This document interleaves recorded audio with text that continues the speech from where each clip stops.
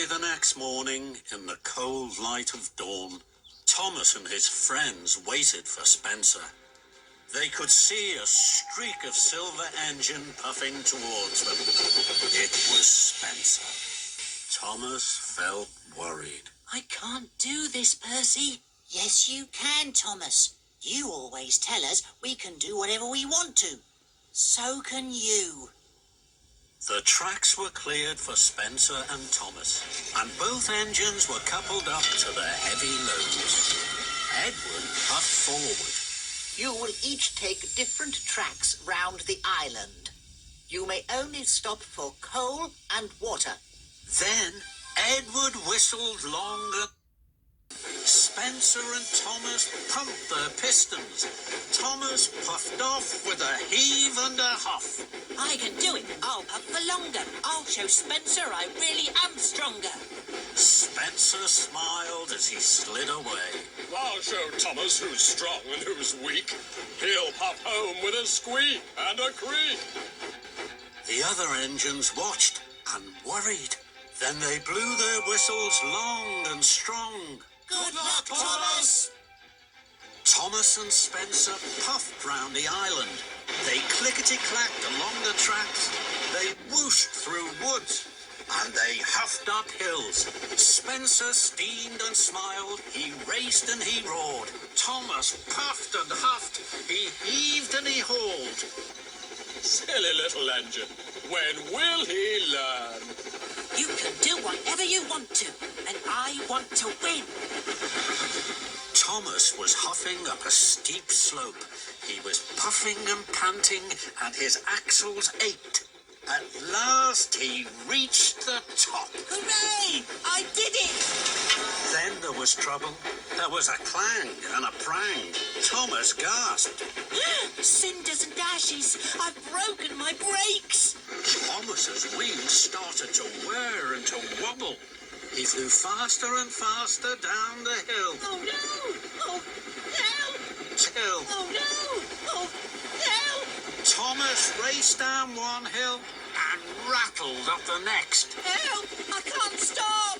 Thomas's heavy trucks pushed him on and on through a junction where Spencer was waiting.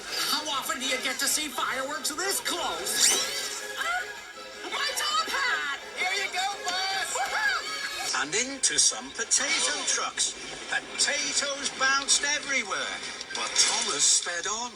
Into a flatbed of jam barrels. Sticky jam flew in the air and landed all over Thomas. But still he went on and found himself rolling along an old rickety track. Ahead, Thomas could see a thick wall of bushes. Fenders and funnels! How can I stop? With a scrunch and a crunch, Thomas crashed into the bushes and came to a stop.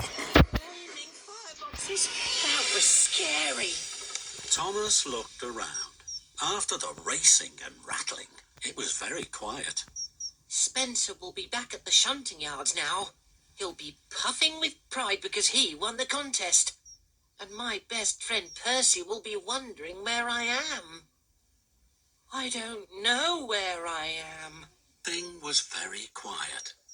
Thomas didn't know what to do. Then he heard a voice. Hello?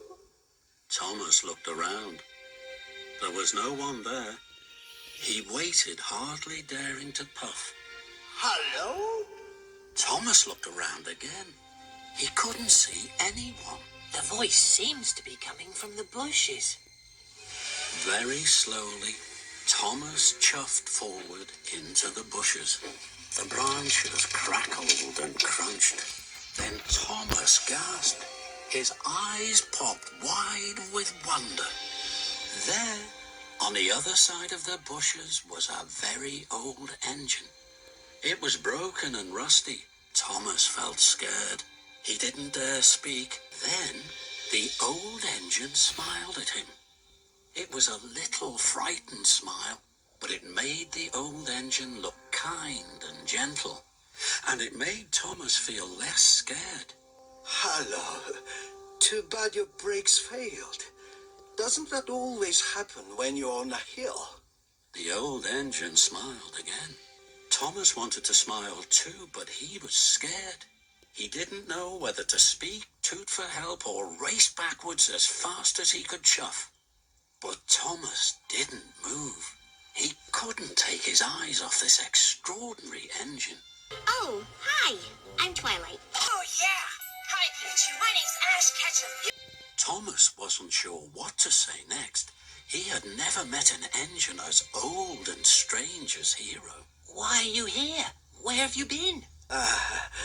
That's a very long story. Do you like stories, Thomas? Yes, the little engines in the hills tell me stories all the time. Then, I hope you will like mine. I came here a long time ago from another island.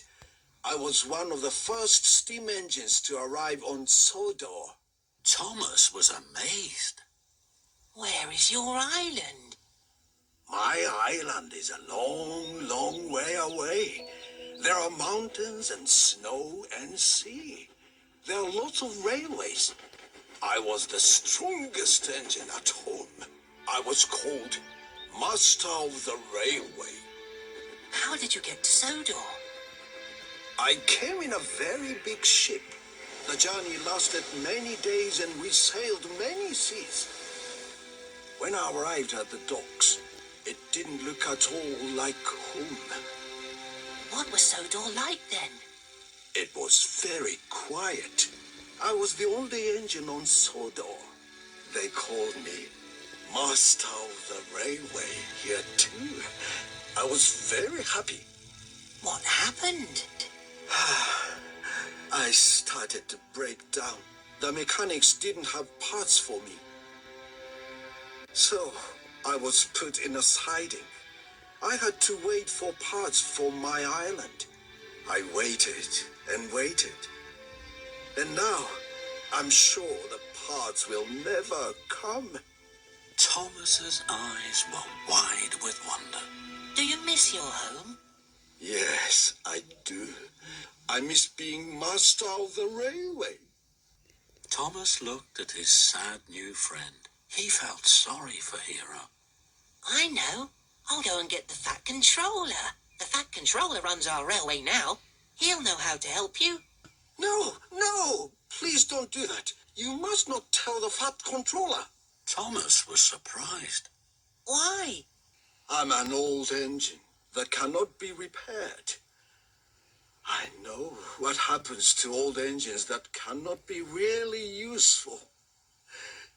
They are scrapped and sent to the smelter's yard. That's not fair. That's not right. That can't happen to you. Thomas could see that his new friend, who was once master of the railway, was now old, alone, and scared. I will look after you, Hero. I won't tell the Fat Controller until you are fixed. You are safe with me.